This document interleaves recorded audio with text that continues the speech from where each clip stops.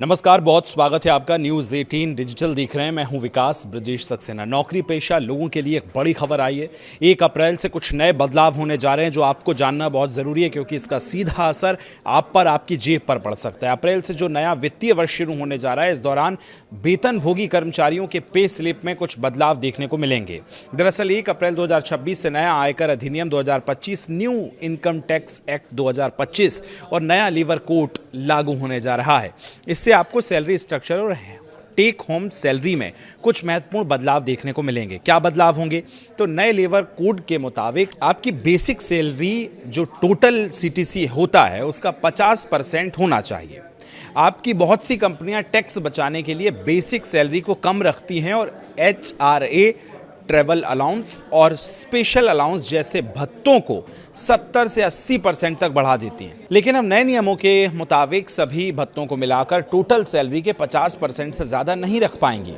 अब चूंकि आपके पीएफ और ग्रेजुएटी का कैलकुलेशन आपकी बेसिक सैलरी के आधार पर होता है, इसलिए अगर बेसिक पे बढ़ेगा तो आपका रिटायरमेंट फंड और उसका आपका कंट्रीब्यूशन जो है वो भी अपने आप ही बढ़ जाएगा। पीएफ ज़्यादा कटने का असर आपकी टेक होम सैलरी पर पड़ सकता है।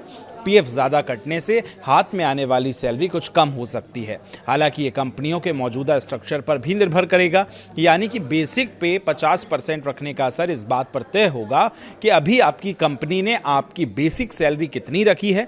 उदाहरण के तौर पर अगर अभी आपकी सीटीसी 50,000 रुपये है और बेसिक पे 25,000 है, यानी 50%, तो नए नियम का आप पर कोई असर नहीं होगा। आपकी इन हैंड सैलरी ज्यों की त्यों आपके अकाउंट में आएगी। अगर आपकी टोटल सैलरी 50,000 रुपये है और कंपनी टैक्स बचाने के लिए आपको सिर्फ 10,000 रुपये यानी 20% बेसिक पे दे रही है, तो बाकी 40,000 रुपये आपके अनाउंस में जोड़ रही है, तो इस स्थिति में कंपनी को आपकी बेसिक पे बढ़ानी होगी। बेसिक सैलरी बढ़ने से कुछ मामलों में टैक्स की देनदारी बढ़ सकती है। इनकम टैक्स नियम के मुताबिक आपको मिलने वाली HRA छूट आपकी बेसिक सैलरी पर बेस्ड होती है। बेसिक सैलरी बढ़ने पर आपके किराए से घटने वाला हिस्सा बेसिक पे का 10% जो होता है वो बढ़ जाएगा। इससे HRA की टैक्स छूट कम हो जाएगी। यहाँ ध्यान में रखने वाली बात यह है कि पुरानी टैक्स व्यवस्था अभी खत्म नहीं हुई है। जिनकी सालाना इनकम 10 से 30 लाख रुपए के बीच है, जो मेट्रो सिटीज़ में रहते हैं और जिनका किराया ज़्यादा देना पड़ रहा है या होम लोन ज़्यादा अमाउंट में कट रहा है, तो 80C और NPS जैसी स्कीम्स का फ़ायदा टैक्स बचाने के लिए कर सकते हैं।